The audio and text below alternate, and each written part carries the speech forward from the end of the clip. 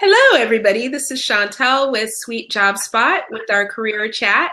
We're going to be talking with, oh no, my little notes just went away. We're going to be talking with our Master Life Coach, Misty, who's going to tell us a little bit about innovative job search strategies.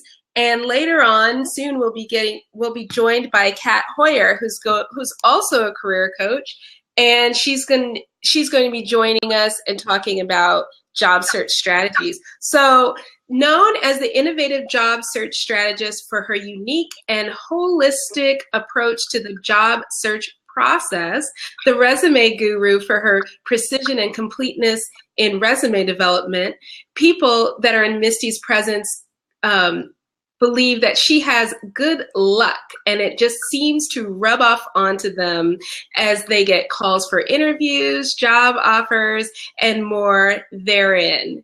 Now, she is deemed the job search good luck charm. Welcome, Master Life Coach Misty. How are you? Oh, I am doing well. How about you?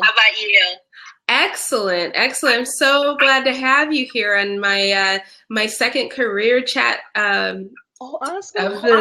of my blog time. So I'm really excited. And you're coming to us from Houston. So what kind of great... Yeah. Okay, so I want to get started by just discussing what career coaching is, and then we'll introduce Kat. But you can go ahead and tell us what is career coaching? Why do people need a career coach? Well, I think one of the reasons why people need coaching is that a lot of people their careers, they're taught how to basically maneuver it. They're taught. Can you hear me okay? Yeah. Okay. And they're also taught how to do an job search. And most people actually don't know how to do job search. And okay, you are going in and out a little bit. Mm-hmm. Okay, turned it up. Okay, better. Is it in and out? Are you using a mic? No, I'm not. I'm not sure where the mic is on here. On my laptop, I think it's over here. You sound fine now. I do. Okay, so I'll make sure to stand. I'll be by here. Okay. That'll work. Can you hear me okay? Yes. Okay. And so I'm so sorry. What I was saying before was that a lot of people don't know how to effectively, well, a lot of times they don't know what they want, number one. Okay. They don't know what career is for them. They may have been directed by other people, their parents, spouses, as to what guidance and direction as to where they want to go in their careers. And then they're not really sure what they would like to do. But then when it comes to the job search component, a lot of people aren't sure what to do as well, too. Because I'm famous for saying that we're not taught in high school or in college or in graduate school how to look for work. And so that is, I think, a lot of a reason why. Just the simple fact that, like, most people, like 3 to 5% of people send a thank you letter, right? Mm-hmm. That says already right there that it's just something we're not taught, something we don't know. And that is a given that we should do after the interview process, is send a thank you. And a lot of people don't know that. And so that kind of says to me that, yeah, a lot of people need coaching. A lot of people need to know more information about an effective job search. Yeah. Yes, that's very true. And our Coach Kat, her visuals don't work, but I would like to introduce her as well. So Coach Kat brings nearly 20 years of recruiting and human resource management experience from startups to global and Fortune 500 companies. She can assist you in implementing practical changes that will make a dramatic difference in your results. Her passion has always been assisting individuals find their greatest potential, and her unique blend of experience in a multitude of settings has allowed her to help individuals and organizations achieve their goals and their dreams. Kat, thanks for joining us. Thanks for having me. I'm not sure what's happening with my video. I know that it worked last time, and I even moved to the different spot in the house, so I apologize for that. But you've got the audio. Is it okay? Yeah, the audio sounds fine. Maybe Okay. it'll suddenly start working for us at some It point. might. But what I asked Misty when she first came on was, what is a career coach? And she was just explaining to us kind of what is a career coach, why would people use them? And to recap, she talked a little bit about people not really knowing how to search for a job, not knowing what jobs to search for. And I just wanted to bring you into the conversation and listen to your perspective of career coaching and the need for it and why people would get one and how it would help them. Right. And I agree with everything that Coach Misty said, that, you know, people don't necessarily know how. And a lot of times I find that when I am coaching someone, they might get a little frustrated with the fact that they don't know how to do it. And I always say to them, that's what I'm here for. You know, I was working with a nurse and I said, I can't go into your setting and do a blood draw. I don't expect you to come into my setting and know how to write the perfect resume or answer the perfect question. That's what I'm here for, you know, to help you. So I think when they look at it from that perspective, that we can really help them and enhance part of their skill set that they aren't necessarily trained on. And I think kind of what Coach Misty was saying too, you know, we aren't given these skills in school of any type. Now I have worked with some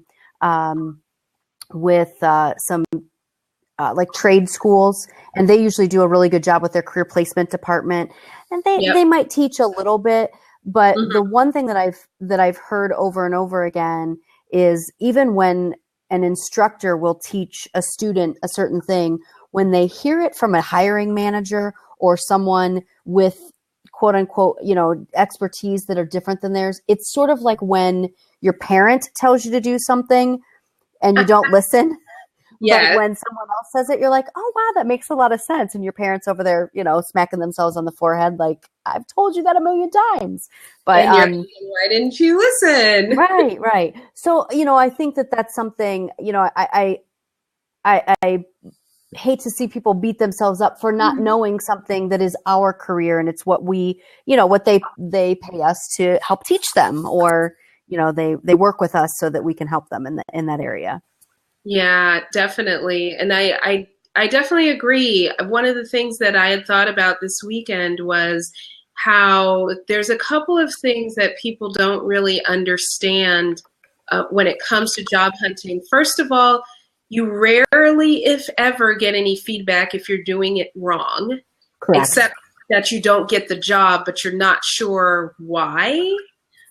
So that's something that's really, I have found frustrating for job seekers, because a lot of them don't know why nobody's calling them back. They were never taught effectively how to seek a job. And like for me, I go back to my first few jobs, and I'm sure you can go back to the first job maybe you had in high school or junior high, like babysitting or, you know, fast food jobs.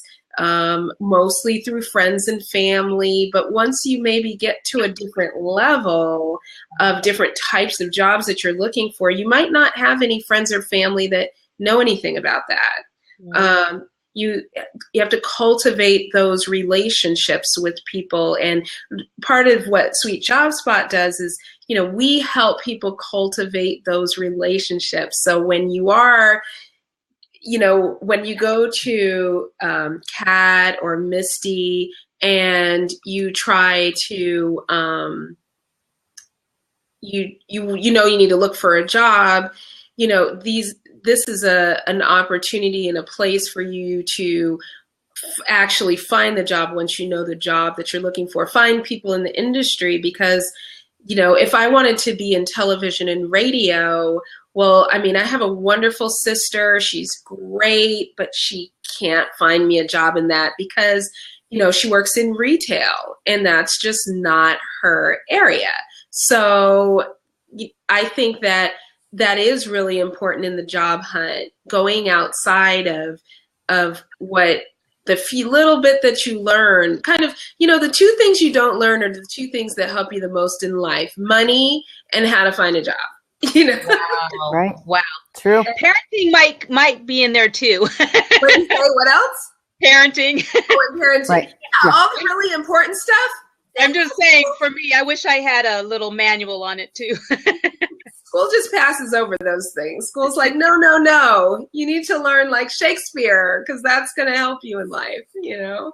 I'm not putting school down. It's not always very practical. And I think we forget that school is an avenue to teach us how to think, but sometimes there's not that little microcosm that we need in order to grow into what we are needing to do for life.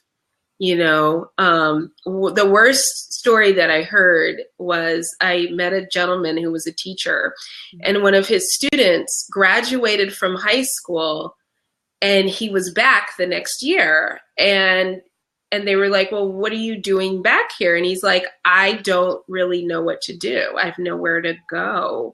I don't know how to spend my time because nobody's teaching graduating students, coaching. They're not coaching them on how to get jobs. They're not really showing them what life means after high school. So you do have a lot of kids that, if their parents didn't get them a job, they wouldn't know what to do. They'd be standing right in front of that school looking sad, 19 years old and saying, well, I don't know what I'm supposed to do after this, I've actually been supposed to do it. Right. I've actually been hired by, I didn't realize that it was a niche, but by 5 different moms to coach their sons. Oh, that's wow. great. Yeah. Yeah. It seems to be kind of a phenomenon of sons. I don't know. I don't know if it's maybe it's just a fluke that I haven't had to coach girls in that area, but I've had, but the mom has come to me and said, okay, don't tell him, but I'm going to pay you to get him out of my house. That's what I think the objective is. There you go. She wants him out of the house. I don't care how he gets out there. He's just going to get out. Oh my goodness. I have one cat that I might be sending your way too, because he won't listen to me, but he might listen to you. See, that's what happens. They don't necessarily listen to the parents. Yeah, it's true. What you were talking about, I listened to a pastor talk the other day, and he said, he was talking about Christianity, and he was saying that in order, he had heard all the things that were being said, spoken to him by his parents, but he liked it better when he heard it from the other guy. He's like, well, when your parents tell you like be good and wait and don't drink and it's like whatever. But when you hear it from this guy that you think is super cool, you're like, oh, well, the cool guy said that I need to stop doing that. Oh, okay, well then, I'm definitely stopping. So that extra influence, I think, is really helpful and important. So good job, Kat. Excellent. So, Misty, who do you coach? Who's your primary target? My primary target is my day job is where I am coaching people in reference to job search. And so it's a universal population, which means they could be receiving benefits of different sorts, or they can be coming out of school, coming out of college. Most people are downsized or laid off. Oh, okay. And that's how do you coach differently, like the downsized and laid off people versus like the career changing types? Like, is your approach different? Is it pretty much the same thing? It kind of sort of depends in the sense of some people, if they want to stay in the same arena, then basically they may not need additional tools. People that are career changers, to me, one thing that's really essential is that they may need to know what their transferable skills are. And like people that usually have been in one arena, they usually tend to know what their transferable skills are for that industry, for that field. But people that are trying to transition into another one, they have to get almost kind of reoriented to a new field. And so they're going to have to take usually their transferable skills from the previous industry and massage it into the new one. And Okay. so that may take some rethinking, that may take some retooling, and some relearning of verbiage that they may need to do. Wow. Yeah.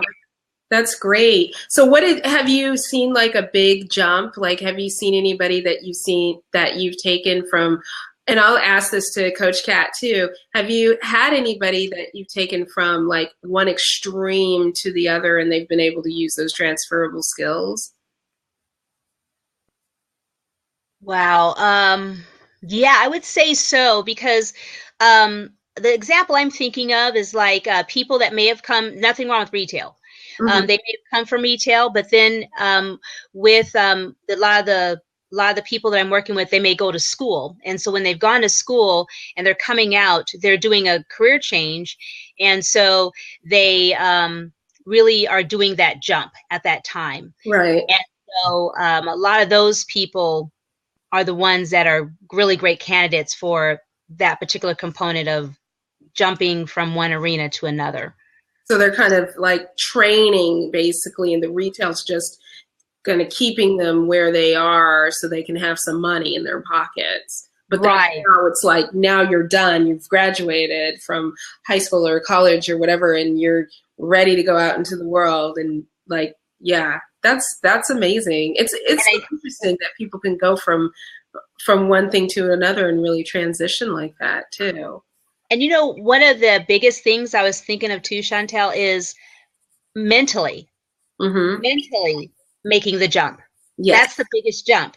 Because, if I've been in retail for 5-10 years, and then I'm trained as a phlebotomist, it's like, okay. And then they may not have direct experience in it all the way. It's hard for them to make the jump. So they actually have to do it mentally first. And that's one of the biggest areas, I think, that people have to overcome. Wow. If you could see me, I'm doing a lot of head nodding right now. Yeah, be verbal. Just be verbal. I need to do this so that you know that I'm doing a lot of head nodding. But I absolutely, I think when you said that they need to, that it's a mental thing, I think too, to kind of go back to your question, to address the question of the difference between someone who's been downsized and someone who's transitioning. When someone's in a current position, there isn't the same sense of urgency that there is sometimes to find a position. But I also think when someone has been downsized, one of the things that I myself have been downsized 3 times. So I know the emotion that you go through. And I think that's something that no one really talks about, especially if it's something that you've put your heart and soul into, something that you've been in for a number of years. Another group that I work with is a 55 and older age group. So they worry about the fact that maybe they're being judged by different things. So, you're so right about it being a mental thing. And I think what we can do as coaches is really, one of the best things that happen is when I hang up the phone and somebody says, I didn't know how great I was. I'm like, you really are, because they need to really understand. And, especially when I'm working with somebody on their resume, we'll talk about, instead of talking about the functions of their position, I'm supposed to sort the mail, I'm supposed to, do these things, their job duties, we talk about their achievements. And I ask them to look for just 3 or 4 things that they're complimented on, that they've done well. I ask them to look back through their reviews, those types of things. And when they start to see themselves as an achiever versus just a doer, they're like, wow, I kind of rock, and it's a high five moment and it's fun. And, everybody feels good. So it's such a mental thing, Coach Misty. You're so right. Yeah. And I really thought about that, Kat, because, one of the things I had written a blog about a while ago was, blue collar fathers and white collar daughters. And, it is kind of that mental jump when you get out of where your family's from or where you've been in all your life. I met somebody and she talks about how, she comes from an environment where people just don't work. It's like everybody's on public assistance, nobody really has jobs, and then to move into an environment where everybody is working, and it's like that mental jump of like, okay, well, I didn't have this, I grew up in a household, my father woke up every day, my mother actually ironed his clothes every day, like, it's very traditional, cooked us breakfast, we went off to school, very Leave It to Beaver, and, it's just very different from, other people that may have grown up in an environment where nobody worked or both parents worked, and nobody was ironing clothes because both parents were getting dressed and ready and shoving their kids in the car and bringing them to the babysitters in the mornings, So I guess everybody kind of had a different growing up. And that mindset, though, is important because we look to our parents, we look to the people above us for guidance of what should I do, or at least as a comparison, and when you don't have that, or it's wrong, for you, like with the advent of computer technology, lots of jobs have changed, jobs that your mom might have had when she first got out of high school are not the jobs that are available. So you do have to make that mental shift all the time in order to figure out what it is, how to feel comfortable with different things and moving. Like now there's a lot of moving with jobs, moving here, moving there. Like I said, I have a sister and she's in retail management. And so she moves a lot. They have her go from, one area to the other area to a district here and there. And, my parents were in the military for 10 years of my life and we never moved. So, so, it's like, huh? Like, what is all this moving stuff going on? Like, why are you in the is your sister in the military? I'm like, no. I'm like, my parents were, but they never went anywhere. So, Chantel, you bring up a good point too with both of my parents. My mom just retired from a position that she started when I was 3 months old. Mm-hmm. And my dad is still at a place that he started before I was born. And I'll tell you, I'm 43. So, that they worked the same job. My dad actually transitioned from one facility to another. But he's been in the same job since he was 19. So for that, even for them, well, mm-hmm. let me first address that generation or just, in general, people feeling like I'm a job hopper or, is this good for my resume? The definition of job hopper has changed in my 15 years of being in recruiting, and now it's almost, if you see somebody who's been in a position for that long, you think, oh my gosh, are they adverse to change? Is this someone right. who can't handle a different environment? So it's a completely different mindset than it was when I first started, I think.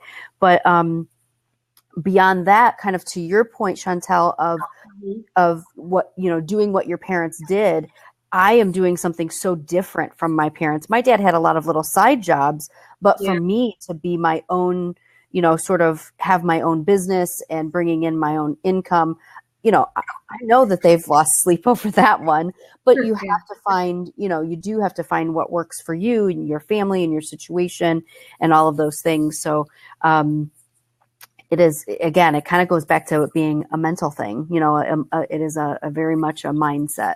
Yeah. And how to find the mentors that you need once you get there to stay there and not get discouraged, because like you said, if everybody around you is afraid of what you're doing and they don't have this kind of confidence to help you when you're not confident, sometimes you need people in your life that go, oh no, you're definitely doing the right thing. Like but if everybody's sitting there going, well, maybe you should just go back to that job, or maybe you should just go and, do what your family's been doing. It gets it can be challenging to find the kind of position that you really want because you feel this guilt and lack of worth and lack of desire. I see a lot of people, even in my job club, that talk a lot about, well, I just want to get a job, making $8 an hour. And I'm going,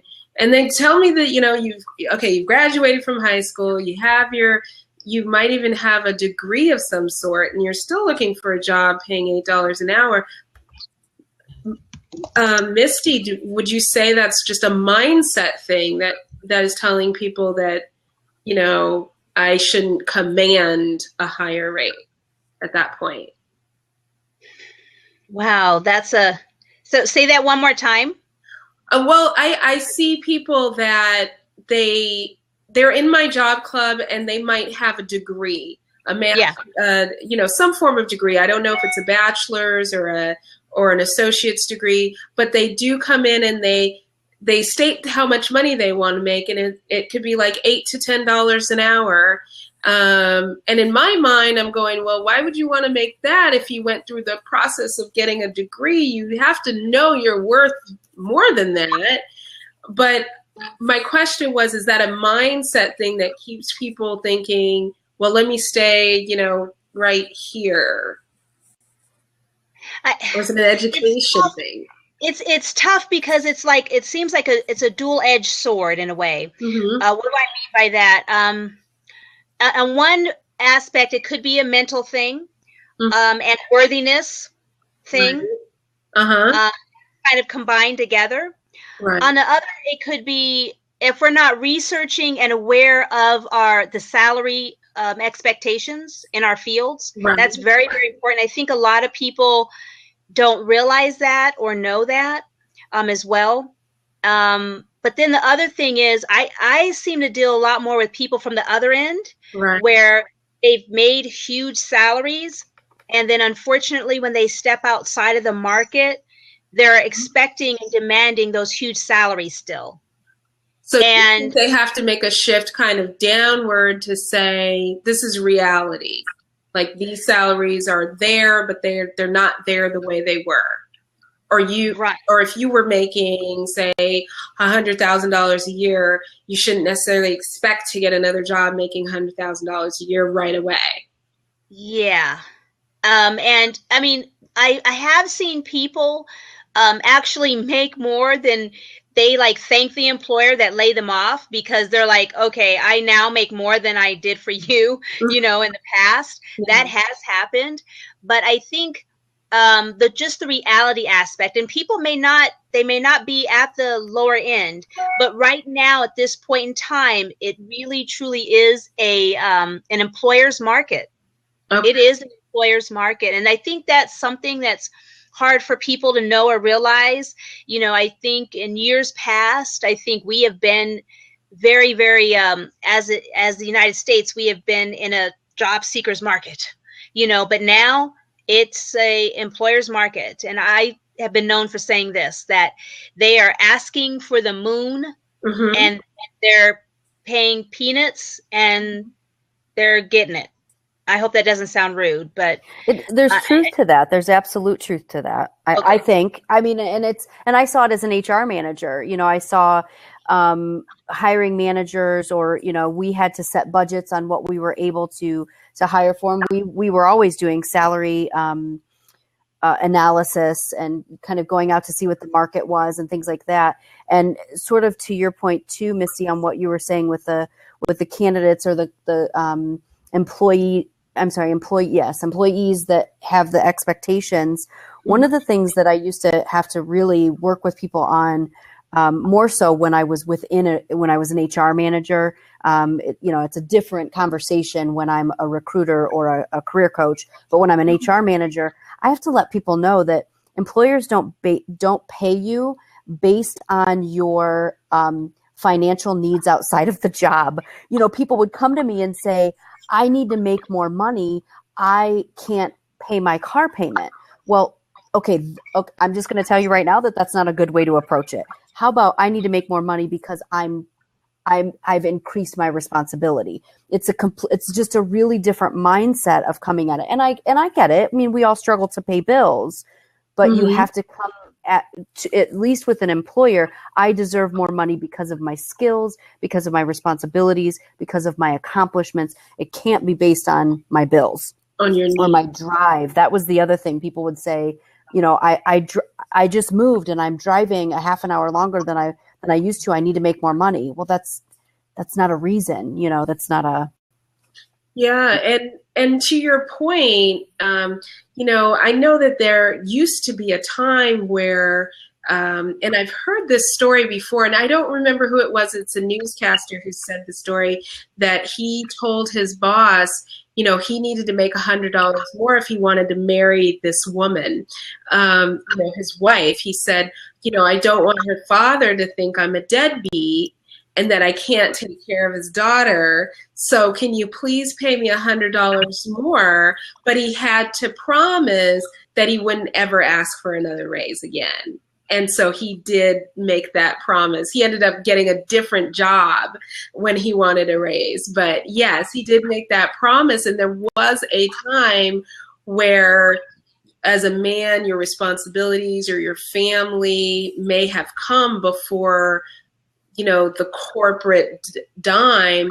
But, the times that we're in now with large scale companies is very different. There's a wage range, a pay grade, you have to fit in. If you fit in that category, if you don't, even if you're amazing and they would love to give you more, they oftentimes can't. And the most jobs that I see that really enable you to dictate your salary, first of all, they have to be in high demand.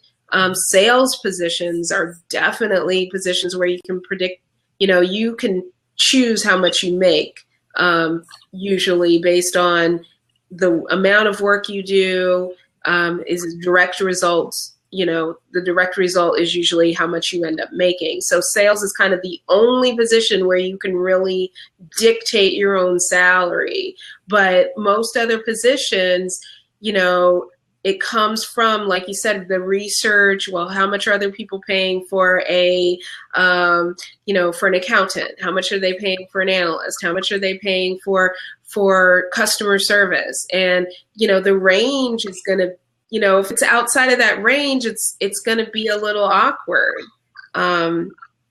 in terms of trying to make sure you're, if customer service pays $10 an hour and you're offering $15 an hour for customer service, that's, 1.5 times as much, then your expectation should be higher. There should be something special from this customer service position, right? I mean, that's Absolutely. just logic. And I agree with the need. Your need is not the same as the employer's need. So you have to look at it from that perspective of what value am I giving to the employer? And if you can show the value with the employer, you show the value of how do you convince an employer that by working with you, they're going to make more money, have more satisfied customers, save more money maybe. These are things that they want to see. They want to know that you understand how to help their business run effectively and efficiently. So if you can show them that, then I feel like that's really how you get that job. So do we have any questions? I see, let's see, Jane downtown. Justin, I see that you have some questions, Justin. Yeah. Did you want to come on, or do you want us just to answer here? Oh boy. Wow. Oh, we got some ugly people here, huh?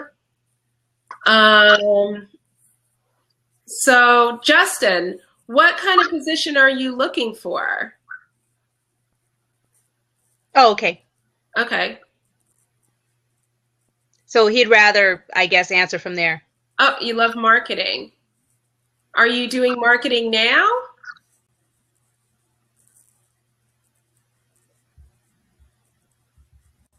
Oh, you're doing consulting. Very awesome.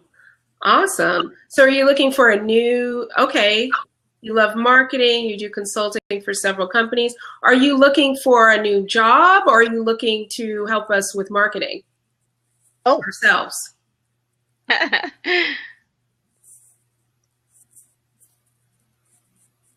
Okay, so right now you're consulting, you have different clients, you're jumping back and forth and you're looking for something. Woo, you're getting married. Congratulations. Gotta impress the new wife, right? You must have heard the story about the money. All right. Okay, so I guess I have a few questions.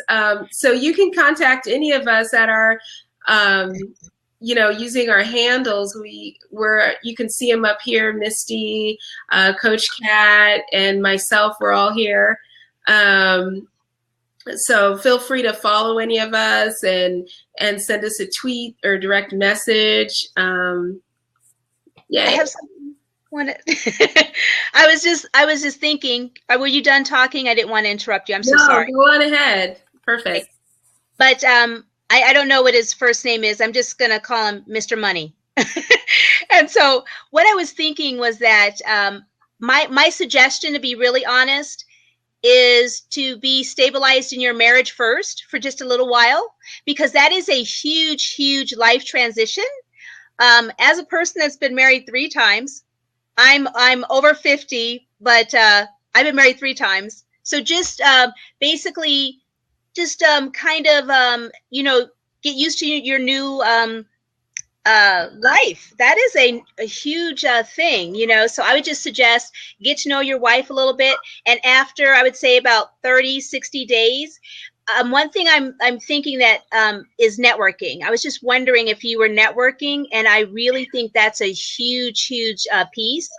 And also LinkedIn in relation to networking with some marketing groups that are within LinkedIn, might be in your region and or nationwide, could be really helpful to you. Those are just a couple of thoughts that I was thinking about right off the top of my head.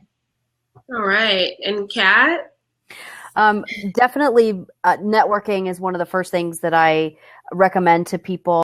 70% at least of all jobs are gotten through word of mouth. So as long as you're letting people know that you're looking for a steady income, depending on the type of consulting that you're doing. Sometimes there's a potential for you to work yourself into a full-time job in some of those locations, or to use some of those clients as catalysts to help you find jobs. A lot of those individuals would be very well connected. And I think one of my favorite things to do, I'm in the Cleveland area, and we have 2 amazing organizations that name the top 100, or there's Weatherhead 100 and North Coast 99. So basically they're the top 100 companies for various reasons in our area. And they will publish that list yearly. And you can also go back on prior years. And my recommendation, those are typically very forward-thinking companies that would probably hire if they see a good person. As a recruiter, we used to have to market candidates to client companies that weren't necessarily hiring. We would say, you know what, this is a fantastic client or a fantastic candidate, and I know you don't have a need for this person right now, but you need to make an opening for them because they're amazing, and here's why. Now, did that work? Not always, but you never know. So if you can market yourself to some of those top companies in your area, and every city has them, that's a way, one of the best ways is to find.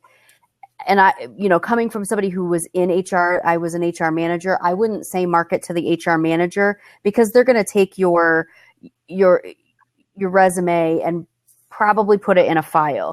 You find the CEO of depending on the size of the company, if there's a VP of marketing, obviously that's where you would go, but even a CEO, a president, you're going to start high up. And as a recruiter, I started as high in the company as I could go. And those people get it. They really do get it, that I need to, if I've got a good person, I need to make a spot for them. So if you're good at marketing, market yourself. You are the product, and you can market yourself. You know how to do it. Yeah, I totally understand. And, I think to Misty's point when she was talking about, your marriage and your job, it's just it's not so much that you're not stable. I think it's just learning a lot of new things all at once is hard. So if you're moving in with somebody and you've got to learn their habits, and then you start a new job and you have to learn everything about the new job, that just can be very stressful to try to learn too many things all at once. So I can understand what she's saying in terms of getting your marriage together. And, in that process, as you're getting, married and as you're transitioning there, that could be that time that you take to figure out, well, what is your marketing strategy and what do you want to do? And how much do you need to be maybe home versus out? And do you need a full-time job or just one really good full-time client? Because sometimes you can get a good client and have enough work that you never really have to get another job, and so that's always exciting. Oh, hello, we got new members. Thank you, Misty, for welcoming our new visitors today.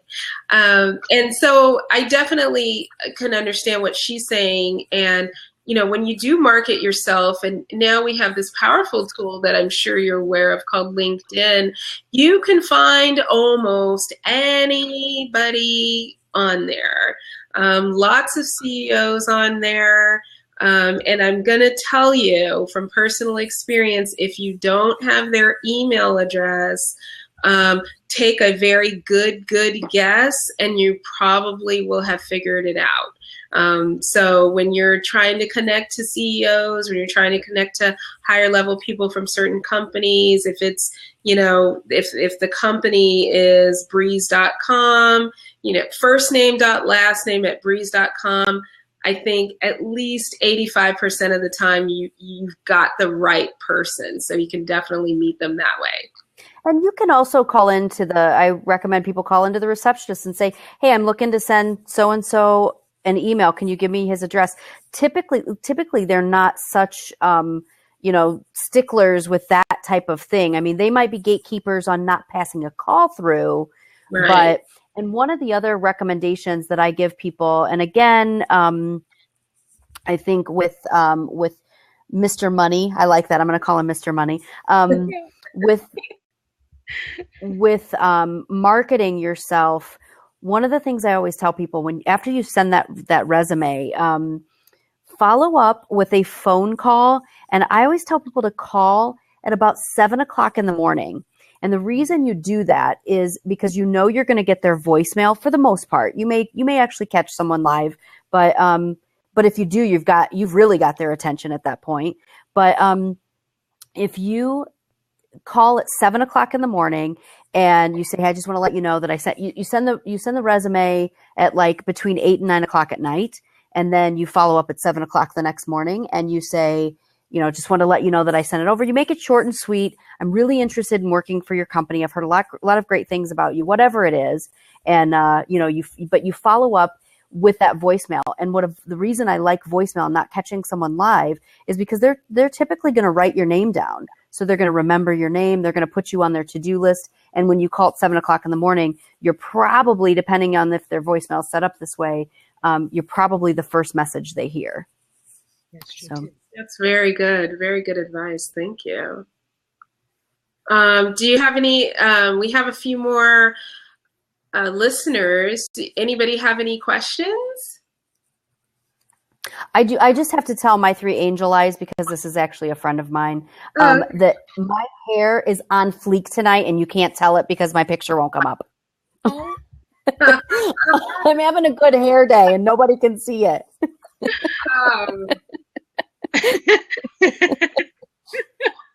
That's all right. I'll do a scope tonight. I can't. Okay, cool. You're gonna have to get a picture in there somehow. We're gonna have to find you. Just I know, right? one of those. My hair is not on fleek. It's just like But you still look great. You still look great. down to my head, so it wouldn't be all the way out here today. Passion for Purple. Hello. Do you have any questions for us? Yeah. Did you have a question? Oh, she's wondering why she couldn't see you. Yeah. Oh, Passion for Purple. Oh, maybe Mr. Money doesn't know what that means. Like on fleek? Was that what your question? Like, that's a Like on point. It looks amazing. yeah, on point. It's a new Slang term. Back in the day, we used to say bad. yeah, Wasn't it? bad or My hair looks bad. good bad. Okay. So, Passion for Purple said she just started attending job fairs for the first time in her life, and she noticed they send you to their website for open positions. That is correct. It is definitely very different from job fairs in the past, where they would take your resume, look at it, and do things. Now, some of the tips that I've heard from people who do job fairs regularly is to come early and help them set up. Wow. Yes. If you come early, you know, a few companies that you might want to target, and you come early and you help them, you will then be able to have a great conversation with them. And actually kind of get in with the right people. Now, the other thing is, even though they're only promoting, some of them just go there kind of to have a presence, to let people know that they exist as a company, that they are hiring, they have multiple positions. Sometimes they just send their marketing team. They don't even really send their HR team. And I don't know if you've seen that, Kat, but I've seen it where they send like marketers. They're not even HR. They're just there to give out information. Do as much as you can to get their business cards. Get their business cards, follow up with an email, let them know, hey, I met you and do it that day if you can. I met you at the career fair, and I went to your website and I applied, and tell them what jobs you applied for. I applied for these jobs that I saw on your site. You know, thank you so much for talking with me. I look forward to speaking to you soon. Now, if they don't give you an email, I think you still need to get their information, figure out who it is that you've spoken to. So if they don't have a business card, write down their name. You can look them up. You might be able to find them on LinkedIn. You might be able to guess their email address, or you can call into the company and kind of use Kat's strategy of, submitting it and then leaving them a message on their voicemail if you can get to it. Because a lot of companies now have directories, and you just call their number and the directory will link you into the right person. But the other thing about job fairs that I really like is exposing yourself to companies you might not know exist. I went to a job fair recently, and there were so many companies, and I had no idea they existed. Like I get to go home and research them and find companies that are like those companies. So it really, I think as a job seeker, it can really help you you should be thinking of window shopping. If you don't know what you want to buy, get as much information as you can from every company, and then go home and research and say, oh, that looks like a company I might want to join. Also, even companies you might not think you want to work for, get their information, because even though you might not want to do what the company does, they have support departments that might do what you want to do. So maybe you love customer service, even though you don't love construction. But but they have a customer service job in construction, so you might like that particular job, even though you don't want to go out and build things. So I know we're coming up at the end of our hour now, And I'm cool with having like an after hours little chat if you guys want to stay online. I'm not sure, Misty and Coach Kat, if you guys have to go. So you let me know what you want to do. I actually wouldn't mind staying, and I kind of wanted to talk a little bit about the career fair if I could, just from Okay. Is that okay? Do you mind if we do that, or do we need to? What's the protocol here? Do we need to leave and come back, or can we just hang out?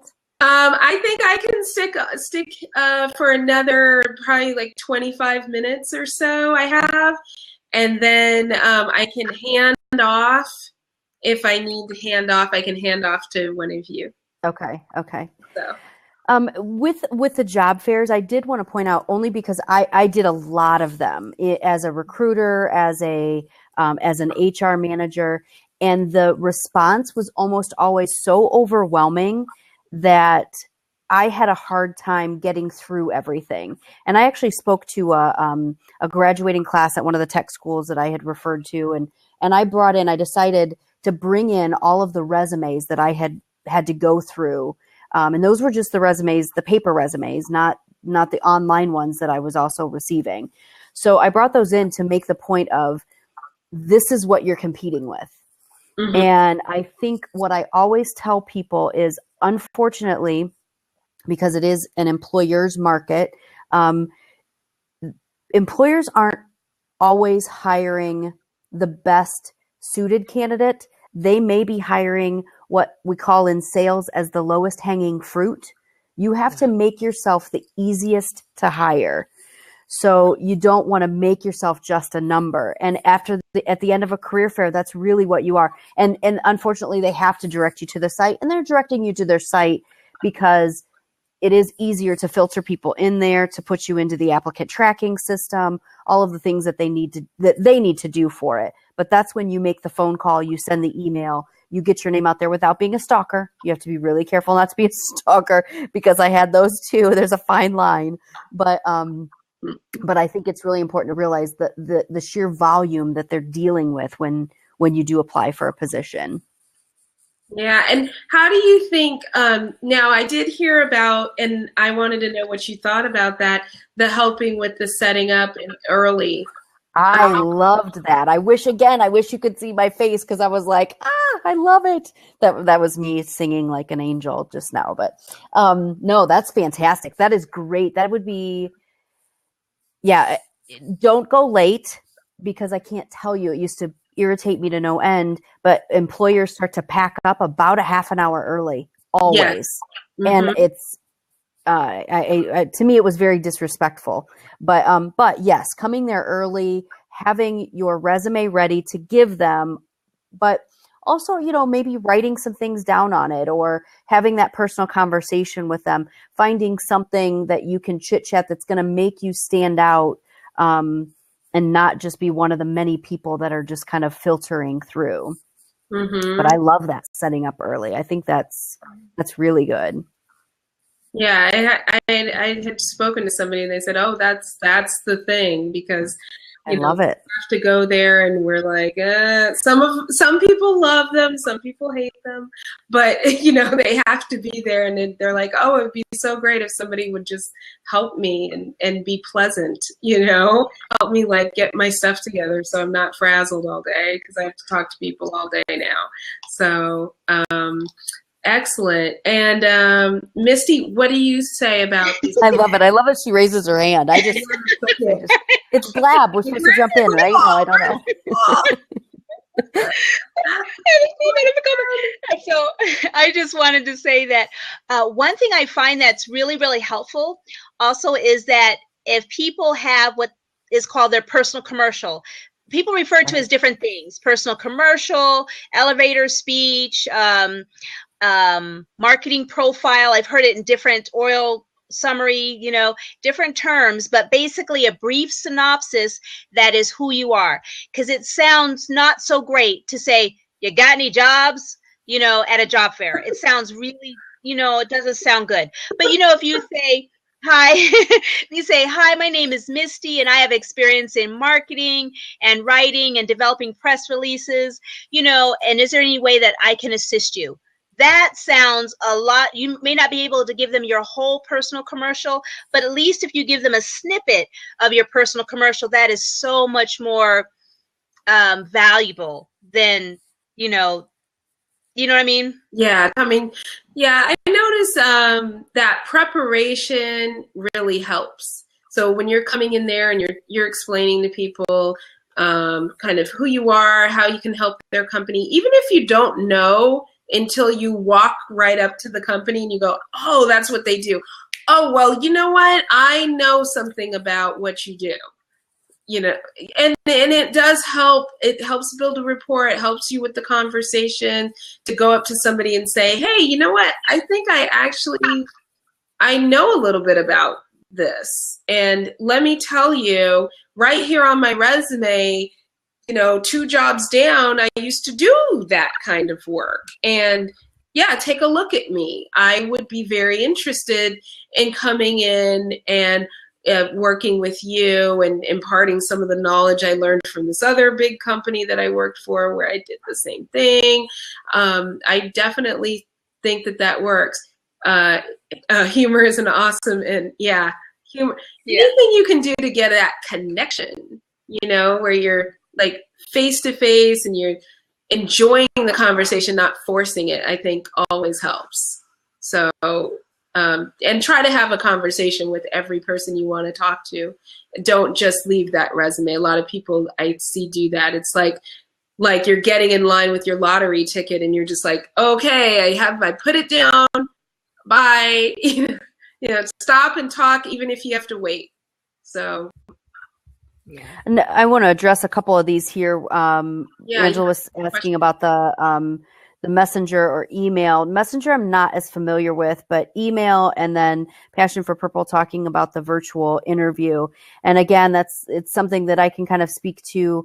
When I was an HR manager, I was in it was a very high growth and high turnover environment. So not only were we creating a lot of new jobs, I was unfortunately getting rid of a lot of other people. It was a very stressful job. So the turnover was about 50% and the growth was about 10 to 20%. So I needed to find creative ways to get a lot of people in. So I had a questionnaire that I had them fill out with very standard interview questions. And it is tough. Actually, I'll tell you guys kind of stumped me a little bit on that with how do you stand out in those areas, because it is, it isn't like you can have a colorful email for the most part, but I would say that you have to really make sure that your grammar is on point, that you are with your email, that the punctuation, the grammar, if you need somebody to look at it, and, I think those types of things are really important. One of the things I'm really trying to get over this, because apparently it just sort of is the way it is. But when people use the letter U for you or the number 2 for 2, or I'm like, it's a 3-letter word. Is it really take that much effort to type YOU? But I found it, I think that you have to keep it professional, and you really have to make sure that you're, I'll forgive some grammar errors. I'll forgive some punctuation errors, those types of things.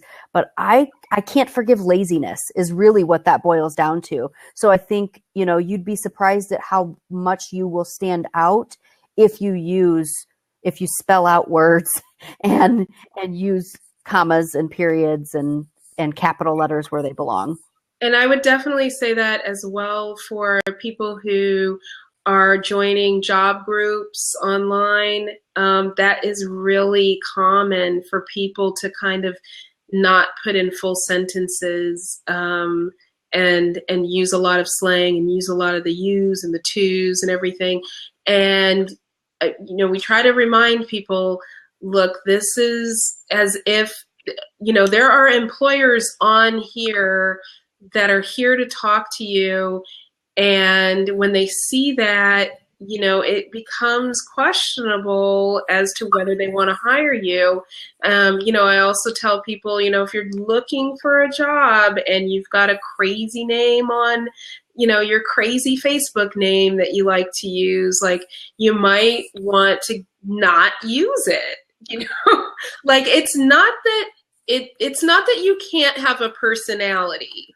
And I'm not saying don't have personality. I'm just saying let people get to know that you have a skill first, then you can throw that personality in there. You can tell people I've got a nickname and, you know, people like to call me this, but, you know, I'll see people with some crazy names on there and I just have to admit, let them know, hey, you know, I noticed that your name said Pimp Daddy in the middle. Like, what job are you looking? Are you looking for a job? You know, and people do have that. They have these different names, and it's cute and funny for them and their friends. But if you're a hiring manager and you're looking at that profile, you're going, I don't know. I'm not sure I want Pimp Daddy working here because I can tell you HR doesn't. HR is like, that is, you have to have sexual harassment training. Yes, exactly. Like, what are we going to have if we hire this guy? You know, and the same thing, there's also some issues about disclosure, how much information you should share online. You know, I've seen women, it's particularly women and men as well, who may have had felonies, that's the first thing they share online in their job hunt. Oh, I have a felony. Does anybody know anybody who hires somebody with a felony? And I say, well, why don't we start with your skills first? And then I've actually heard various things. Some people say, well, it doesn't matter how many skills I have. If I tell them I have a felony, I'm out. So they feel like if they say it straightforward, right? So I have that group. I have the group of people who have children and, you know, hi, I'm a mom with 3 kids and, you know, I don't make a lot of money, kind of what you were saying, Kat. Okay, you know, is that your employer's problem? How exactly do you not disclose so much personal information before, you know, because I think people make a lot of judgments about people regardless. But if you're putting it out there as the first sign, you know, here I am, I'm going to, in my mind, are you going to come to work and the kid are they coming with you? Or did they go to school? What do they do? So nothing's wrong with having children, but, you know, and people's mindset is like, okay, well, obviously that's really important. So, you know, maybe you're never going to be at work because you have kids and they're sick all the time and they have all these problems. So you might not be the best employee. And you could be a totally fine employee, but they would never give you a chance, you know, because they're assuming that that's really important and more important than your job. Absolutely. So I think you've got to pay attention to what you say online. Hey, Chantel, I'm so sorry to backtrack just a little bit, but I was thinking about how to sound unique in the email. Oh, that's a good one. I want to hear this. Awesome. Passion for Purple, I think she was asking that. Uh-huh. And one thing I was thinking about is I really believe in what's called the T cover letter and the point by point cover letter, and it says you require, I offer. And so it takes the major talking points in reference to the job, and I believe that's you're taking your skills and that job and making that mesh, you know? And so she may want to just highlight her major talking points as to why she feels she's the best candidate, but also as well too, when people start off cover letters, I shouldn't say don't do it, but you know that common thing that people say, I'm applying to this job because of da da da da.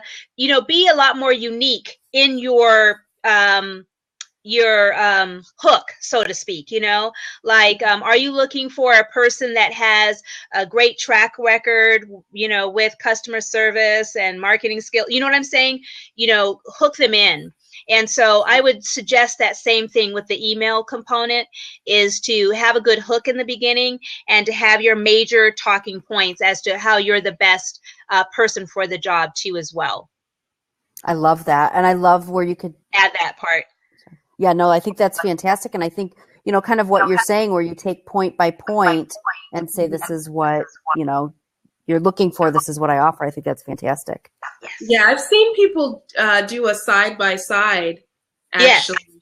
where they say this is in the job description and this is what I do, side line by line, and they'll line it out. That's a strategy definitely that you can use. And I agree with be careful of the formy sounding letters where you sound like everybody else, because people kind of gloss over, like, one of the things, that's why a lot of people say don't put objectives in your resume, because a lot of objectives that I hear sound like the objectives I've heard 20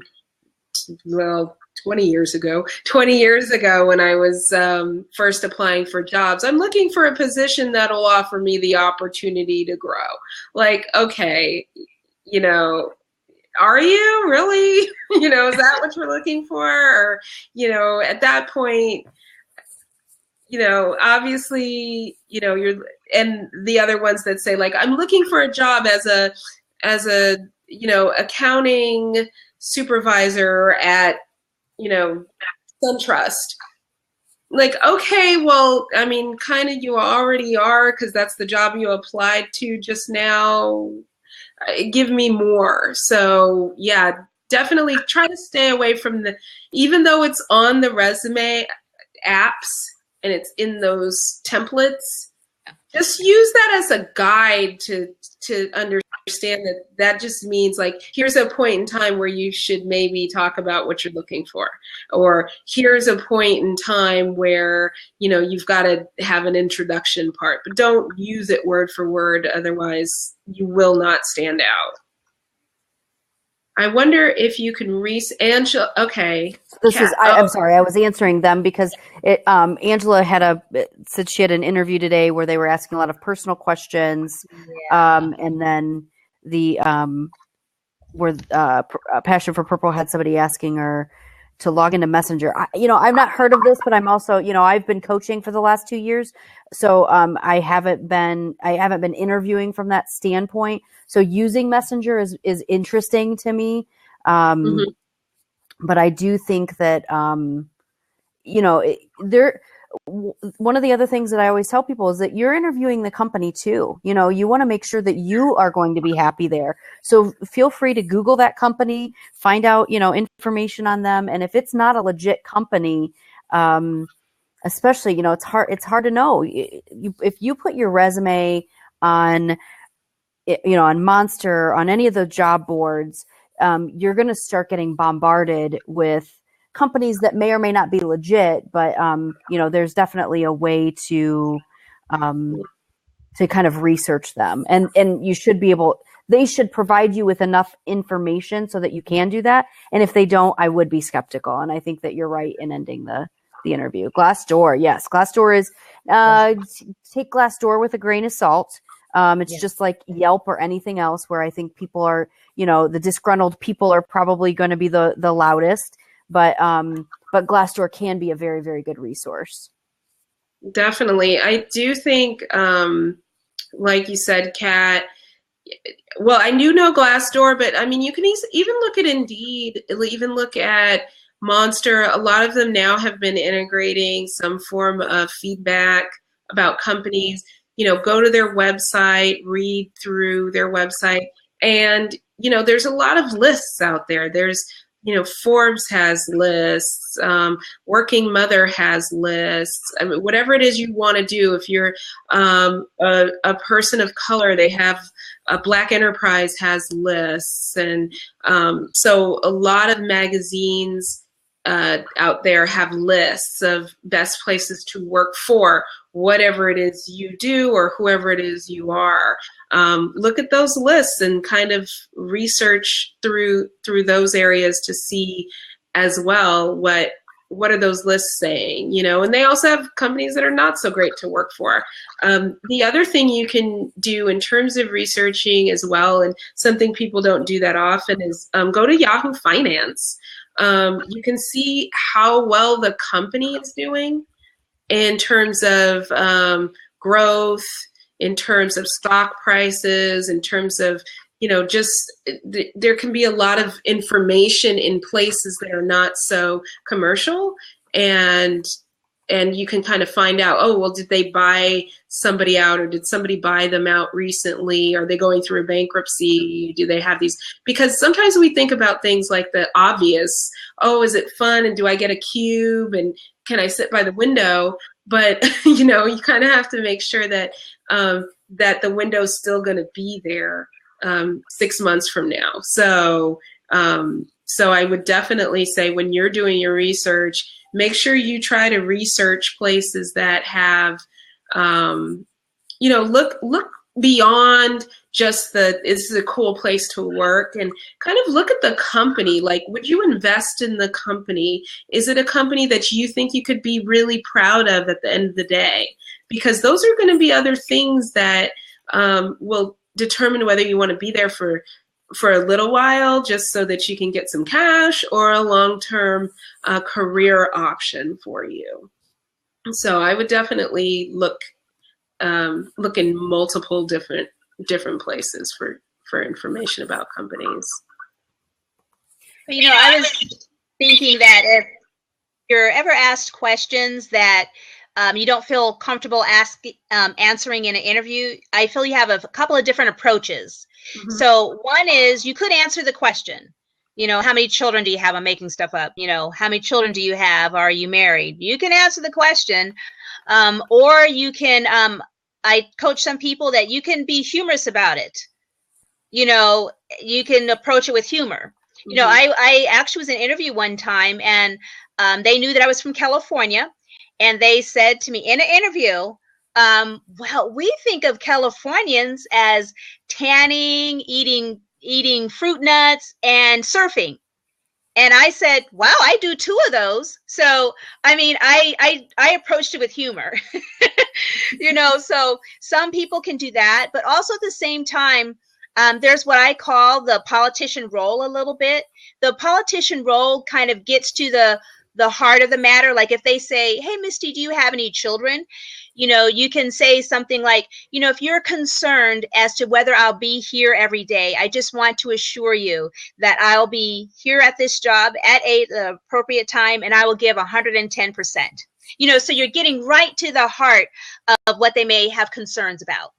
But also as well, too, if you're asked an illegal question or something, I tell people you can do what I call act as if you don't know, and just go, I was in this class one time, and I think Misty was teaching it, and she was saying something about illegal questions that employers can't ask, and I think it was questions like, so you're basically giving them the opportunity to, oh, wait a minute, maybe I should phrase that a different way, and so certainly just wanted to mention some options that people have in relation to questions if you're feeling uncomfortable with them. Yeah. And then I did have the question too. Let's say you do get a question that you feel uncomfortable about. Do you feel like addressing it could not get you the job? And if you don't get the job, is there a recourse, or are you kind of stuck without having the job, And do you want a job with a company who judges on those types of things? I think some hiring managers don't. I had to work with hiring managers that were new to the interviewing field, and they didn't know what they were or were not supposed to ask. Right. And I actually remember a recruiting firm that I worked for that the gentleman, we were working late together, and I could hear him interviewing, and I'm not joking. He asked 6 of the 7 kind of restricted questions. He asked what religion they were. This was through the course of about an hour conversation. Oh, you go to church on Saturday, so are you Seventh-day Adventist? Oh, so are you married? Is that your wife? It was just all of these questions, and I did sort of like what you're saying, Missy, where I came back. I was a peer, so there was really no. I had no ability to do any type of training with him or anything. I just came back. I actually did exactly what you said, where I said, hey, I've been taking this class and they're talking about questions, we should be careful of. And I listed some of them, and try to approach it that way. Now, for me, that was several years ago, and I wouldn't do that now. I would probably just pull them aside and be like, listen, dude, you can't ask those questions. You're going to get us in legal trouble. But a lot of times they don't know. And I do think, you may have to be careful, like you're saying, not answering that question. And if that could cost you the job, but I don't want to work for a company who doesn't honor the fact that I have a son and I'm a single mom and I might need to take some time off every once in a while. Now, does that mean, and kind of like what Misty was saying, especially I think if you can say, if you're concerned about that, it's never been a problem in the past, and I don't anticipate it being a problem now. Yeah, I like that answer, and I think that that's a very straightforward way of answering the question without actually answering the question, and taking a little bit of that power back, because like you said, it is a employer's market, and that can make people feel like they have power over you, or make you allow them to have power over you, because you're going, well, if I don't get this job, then, it's no gas for a week, or no rent being paid, or right. Whatever it is. So a lot of times you cave. And I also think I find that people cave mostly because they're unprepared, not because they agree with it, not because they think it's okay, but because they haven't practiced those tips that you just gave. They haven't practiced, well, what if they ask me those inappropriate questions? Then, like, I haven't practiced saying anything against that. So it has happened to me, and, it kind of just caught me off guard, where it was like I found myself answering it and then going, but this is not okay. Why am I answering it? But I don't know. I know it's not right, but I totally never expected it and didn't know what to say. It's, and then you can't, if you say it after the interview, at that point, what do you say? And like you said, there are people who do ask that question because they're just trying to make small talk, and they have no idea what they're supposed to ask. How's the weather? How was traffic?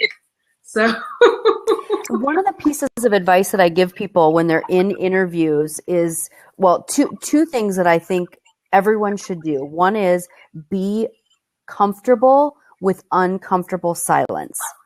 Some interviewers will use silence to get you to talk more. So let's say you've answered a question and you've finished the answer, and then they just kind of look at you. I had a manager who used to do this with me. She was a regional, I was actually in retail management. She was a regional manager, and I would answer a question, and then she'd just sit and look at me. And I would fill that silence with babble, basically, and say, wait, and then at the kind of like what you were saying, Chantel, where afterward I'd be like, why did I tell her all that stuff? It was because, and she told me later that she was using that uncomfortable silence to get me to say more. Mm-hmm. And people will use that tactic. The other thing is to bring a pen and paper in, and if somebody asks you a question that you're uncomfortable answering and you want to take a second to think about it, or not even uncomfortable, maybe even unsure, and you want to take a second to think about it, say, that's a really good question. Let me think about that for a second. And you can write something down, whatever it is, but it's okay to just have some silence to kind of process something, as long as it doesn't get to be too long. I've had that too, where candidates, the uncomfortable silence turned into, uncomfortable laughter later, but you have to be kind of careful with it. Yeah. All right. Well, it's about 9:30 and I have to go. I don't know if you ladies wanted to continue the conversation, and I can put one of you down as the host, or I think we could do a to be continued next week and invite everyone back. We'd love to have you guys back. Great questions. Definitely. Well, thank you. Like I said, you can visit any of us, follow us on Twitter. Our Twitter handles are all up here. We all have websites that you can find us on. And I have cute hair tonight. What'd you say? I have cute hair tonight. And then Kat's going to give us a picture of her cute hair. I know, I don't even have a profile picture up here on my on my thing. Dang it. Yeah. You should take that picture so that, and outside. You should That's take right. that Yes, picture I now. need that. I need to do In that. the dark. In the dark. That's what I did. You know what? I saw your guys' picture and I loved it so much that I took a picture outside and it was dark and this was just my shadow.